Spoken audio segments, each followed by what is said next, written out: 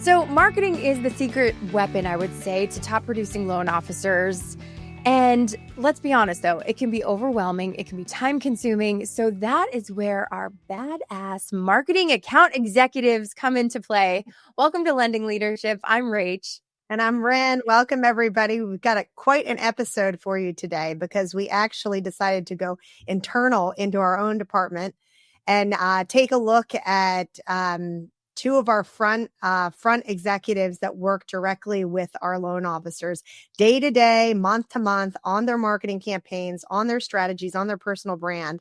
And I'm just so excited. Welcome, Laura. Welcome, Caitlin, to the show. Thanks for having us. Yes, it's great to be here. So I think a great way for us to get started is to just kind of have a basis of understanding of how a model of an internal marketing department can look for a mortgage firm, right? And what, again, you might want to expect from your team. And it really comes into play with Laura and Caitlin because they are working directly with our loan officers, which we consider to be our clients. I think a great way to start and warm our audience to understand a little bit more about this process. Laura, could you tell them a little bit maybe about your background, and Caitlin, then we'll move over to you. Yeah, so I've been in the mortgage marketing industry for close to 4 years now. I was with a different firm, learned a lot. It was a smaller department, so you wore all of the hats. You had swag, you had graphic design, social media, events, in-house print shop, the whole shebang. And you learn a lot from that, but to get to that point, you have to get a lot of other experiences first, because marketing really is a lot of different aspects and putting it all together and building that web. So, I mean, I learned from an early age to say yes to opportunities.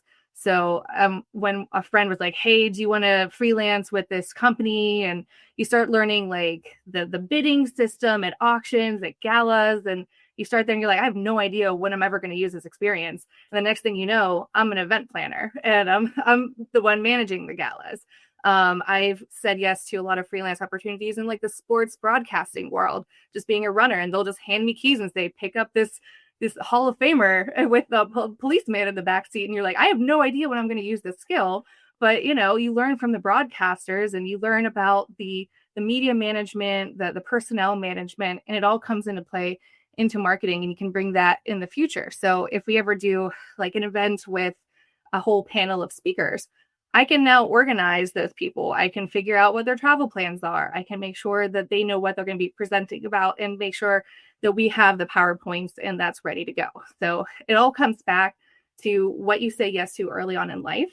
And I've had a weird life, lots of different experiences, but it all comes down to what marketing is. And it's a whole web of opportunities and building upon that. And now I can bring that experience to our loan officers. That's great. I love that, Laura. What you say yes to, oh gosh, that shapes, that's everything, right? Your experience, you never know what's going to be connected, what one thing is going to lead to, and what door that's going to open for you, and how that's going to fine tune your skill set. And that's great. That's great. Caitlin, why don't we go to you? Yeah. All right. Well, I've been marketing within the housing industry for about 10 years now. When I was a fresh baby out of high school, I decided I'm going to be a real estate agent. So for a hot minute, I was a real estate agent, and I was a very successful one, surprisingly, for such a young age. I'm surprised myself with that. But what ended up happening is other agents started noticing that my marketing was really hitting home with my audience, and people were resonating with it, and it was getting a lot of traction. So I started making my money off of other agents' commissions. Every single deal they had, I would get a portion of it because I did their entire marketing suite. They'd take me with them to pitch to their sellers for their big listings. I would woo them and, look at all these things we're going to do. Go fast forward, a loan officer that I worked with a little bit said, hey, we actually have a position opening up that's very similar to what you're doing. And it would be my marketing assistant and my assistant across the board. So I started working with him, and I was baptized by fire, you could say, in the mortgage industry. I learned a lot very, very quickly, and kind of started running from there. And I eventually became a part of the headquarters marketing team at that broker I was working at. And that's where I met Laura. Yep. And we started our work wife life, as we like to say. Yes. So she actually is the lovely lady that brought me here to HMA. She said she was having such a great time that I should jump on over and get to know our lovely loan officers here and help people with all of their marketing. So I've been doing that for I've been here since January-ish, but I've had a phenomenal time so far. And I'm very excited for all of the goods that are in store this year. That's awesome. You guys have brought so much experience, I feel, into the team and directly and specifically working with loan officers. Let me ask you, as we start getting into this a little bit, what are some of the most common questions that you guys hear from loan officers regarding their planning and their marketing when you're diving in and doing those consulting calls?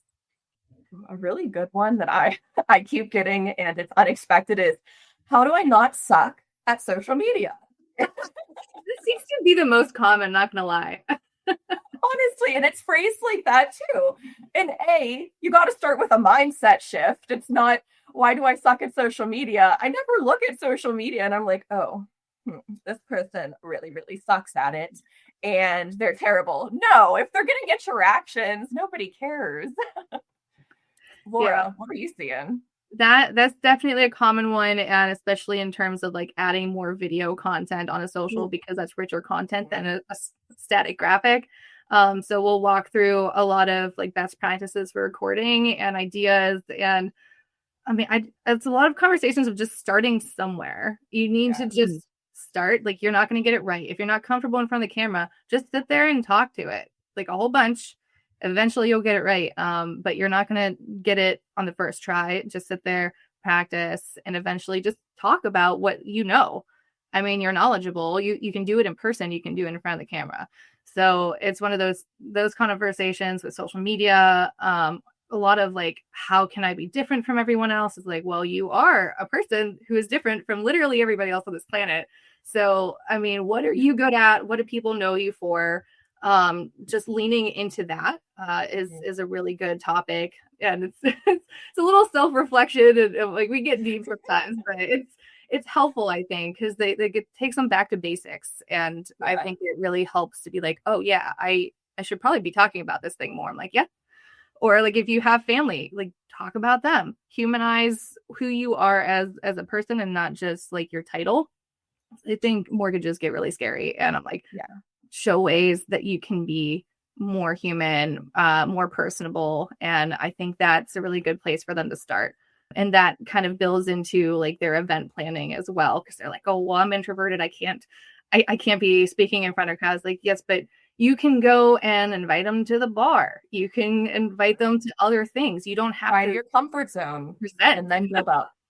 Yeah. So it's a lot of event planning, a lot of social media strategizing right now.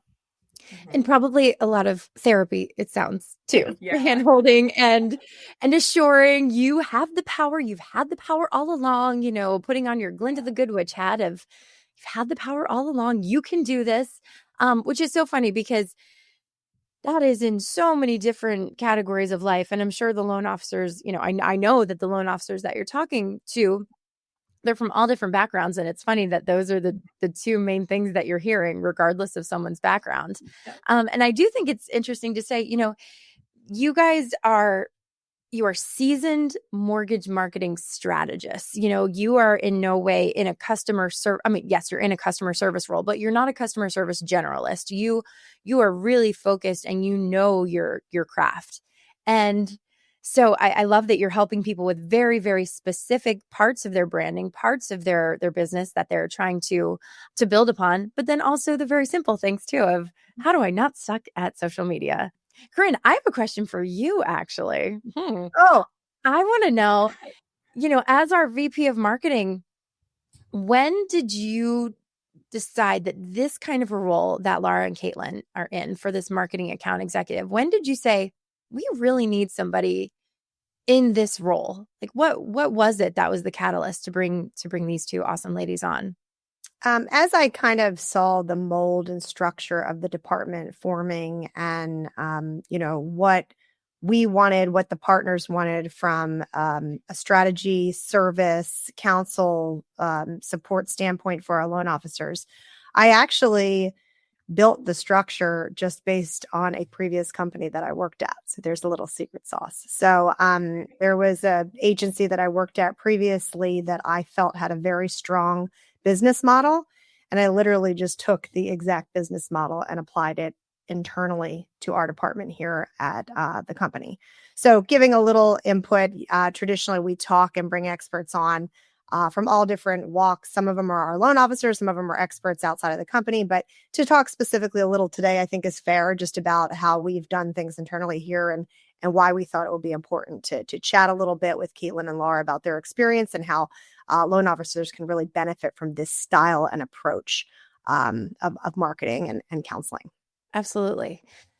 So ladies, being in the trenches every day with our loan officers, you see all sides of the equation. You see the good, the bad, the ugly, the, being a cheerleader moment, being a coach moment. What would you say is, I mean, I know what people are struggling with, but an area of, I guess, a strategy that loan officers that you've seen someone really take advantage of and just turn it around?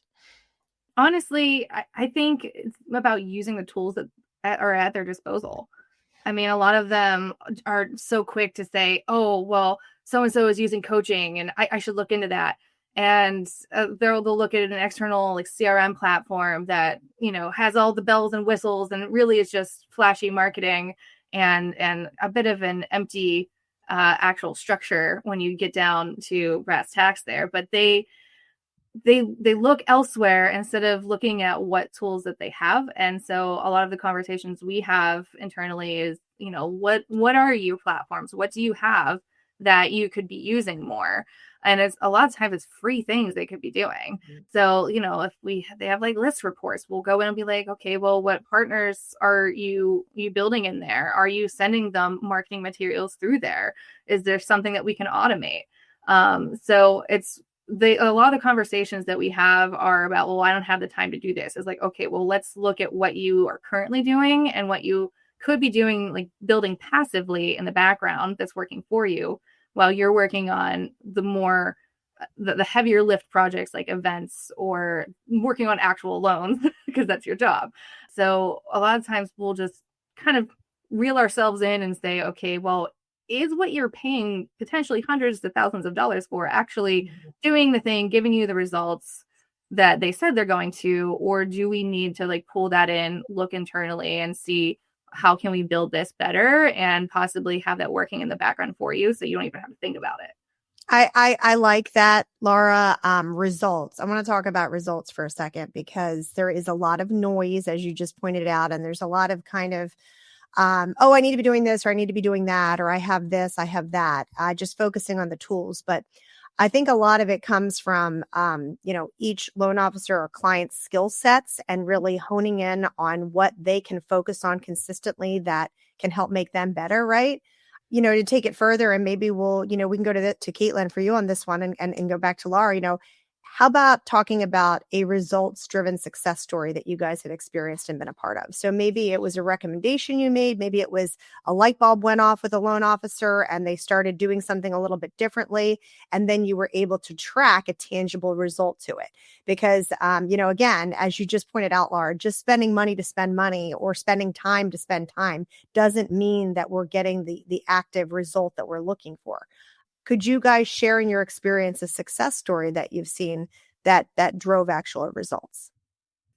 So one of the conversations I've been loving these conversations. It ends up going well into an hour, maybe 2 hours sometimes, because you just kind of get lost in the sauce of marketing. But we'll strategize about like what is actually being marketed. Are you marketing too many things? Are you confusing the audience?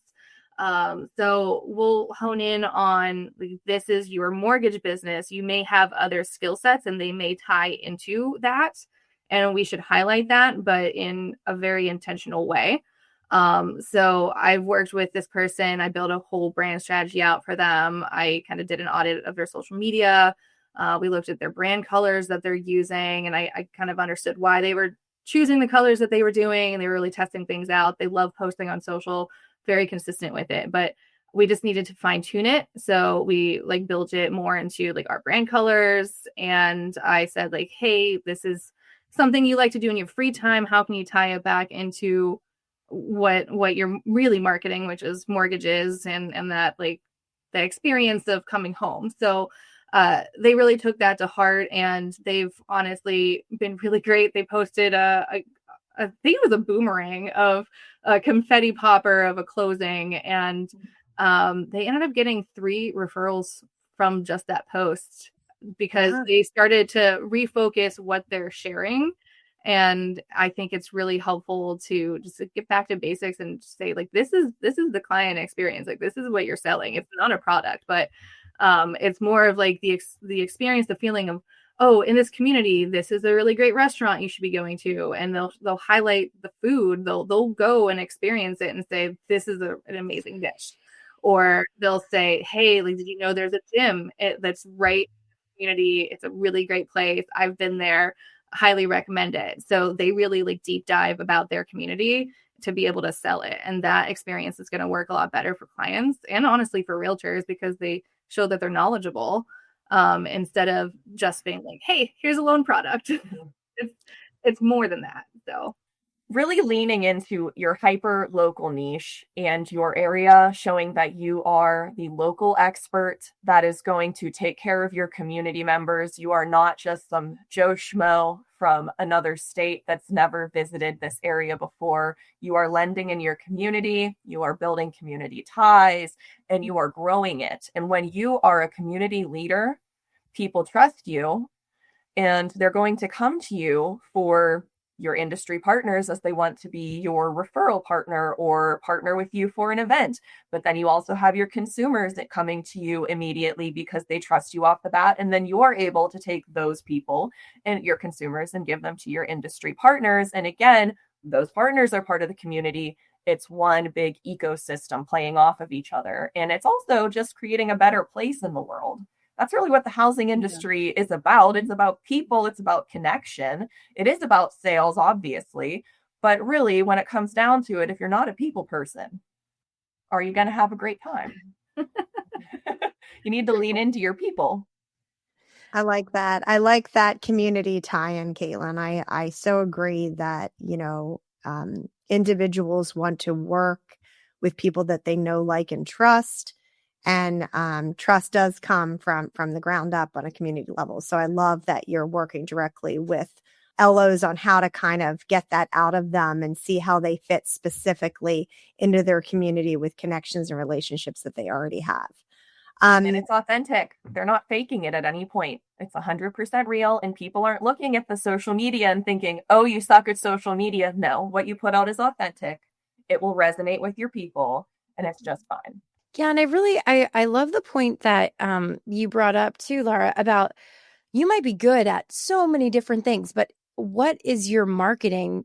What are you saying by what you're putting out there? Are you confusing your audience? And I think that's probably a problem across the board where, we think we just need to put everything out there. Well, I think we can diversify. You can have playful posts or, playful marketing that talks about your family or extracurriculars that you like to do. But when it comes down to the nitty gritty of what you do, the service you provide, to make sure that the message is clear. Because how many times do you know somebody and you see they're very active, but then you might not give them the referral because you didn't actually know that they were a mortgage lender. You just thought they were, the coach or the person singing in the choir at church. This is a true story. We didn't know they were an actual mortgage lender because they never put that side of them out there, and it was confusing. So, so those are really, really great points, ladies. What would you say, Caitlin, since you're newer in this role than Laura, what would you say is one thing that surprised you? I think it would be how easy it is to trick our loan officers into learning the hard thing by just doing it organically a little bit at a time in a way that they needed to do. Say it's make a flyer, run a campaign, touch base with industry partners. It's really breaking it down from the get-go, the little baby bits, and making it bigger and bigger and forming the idea with them. And it happens in such an organic way that it takes the fear out of it. And I was really surprised how we were able to do that so quickly. It's been great. I love that. Hopefully no one actually from our team listens to that answer. They're gonna be like, oh no, they're deceiving us. Well, they know. I tell them. Humor too. They do. So I love it. How about you, Laura? Did anything surprise you? Oh, probably how much I can talk without losing my voice. I feel like I'm slowly. You are. I would probably say like how receptive everyone is to like what I'm suggesting and actually seeing them learn from it and like put it into action. I mean, I've learned a lot of different skills over my career. And again, like I had no idea half of it would even be relevant today. Yeah. But then I come into conversations and I'm just like, oh, you know what, this is actually a really good use of like this specific tactic. And I'll suggest it and they'll go for it. And I see it in action. I'm like, oh, I'm so glad like they listened to me, because I mean, you can lead a horse to water, but if they don't drink it, like they're nothing. Very good points, Laura. So, very good points. Yeah. So like, I'm just really surprised at like how receptive they all are, and like they learn from it, and they're coming back and be like, oh yeah, like my realtor loved this. Like I need to be doing more of this. And that just motivates them to keep going and to like dive deeper into our marketing conversations. So I really appreciate everyone being like a team player and just being into it. Yeah, I think I think also I noticed coming from you know, we all come from different backgrounds, but something specific to my background is when, you know, a client has actual tangible budget and money that they're spending every single week, thousands of dollars, and you're putting it into certain, you know, mediums in which you can hard tracking, meaning with a tracking domain or URL, or you're leading them to a lead funnel page and you're seeing how many forms are filled out, or you're sending them to a call center and then you're looking at how many phone calls you derived from a campaign and what your cost per lead ended up being. That's one way to track, right? That can be very tangible against a spend. But when you get into smaller businesses where there might be a smaller budget, or you don't have that leeway and you don't have some of those systems set up based on exactly what you're doing, you really have to get a little bit more specific on what is working and what's not, and how you're looking at that if you don't have some of those metrics set in place just based on what the campaigns are. So for example, I think what you guys are just talking about is, you know, making sure that our loan officers and holding them accountable, this is part of what you guys do, is for them to be able to say, you know, whether it's on a spreadsheet or an email or just through a phone call once a month, you know, I got 3 new referrals from this event. This social media campaign that I did for free created 5 new conversations for me, or I got so much more engagement than I thought I would get by doing this style of graphic or video. You know, I think it's important that loan officers are tracking in some capacity, even if they aren't able to see actual hard metrics behind a system that I kind of just illustrated there. And you guys are really on the front lines helping them with this, to say this effort, which is time, and that is money, time is money, got me nothing, as opposed to this effort that I put out ended up landing me 3 coffee conversations.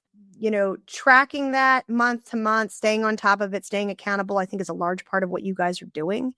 And it's really important when building a small business and not having a huge budget to spend on marketing, that we're, you know, getting creative and figuring that stuff out.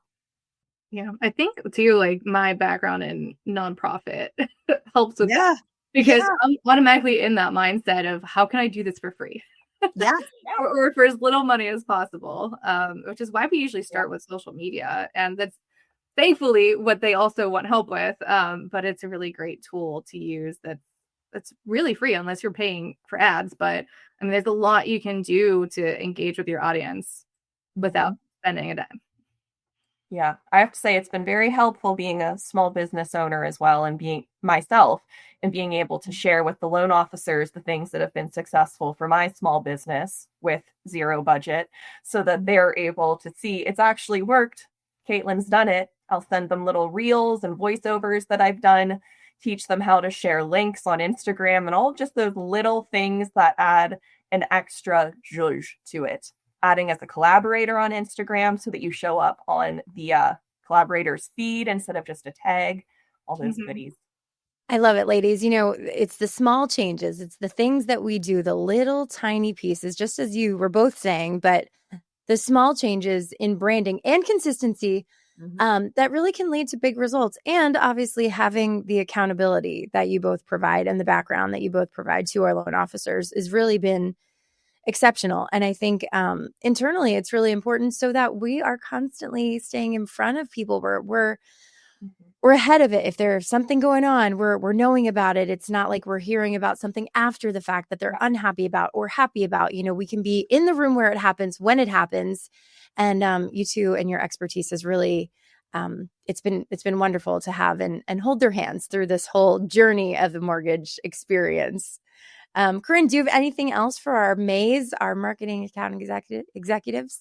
I don't think so at this time. I've really enjoyed this, Rach. I don't know about you. Thanks for coming on, Caitlin and Laura. This has been awesome. I hope that everybody got a tidbit. Please ask us questions, any follow-up questions from this. Don't be shy. And make sure that you like, subscribe, and follow all the things. And we can't wait to see you guys on the next Lending Leadership, The Creative Brief. Thanks, Laura. Thanks, Caitlin. Bye, guys. Thanks so much.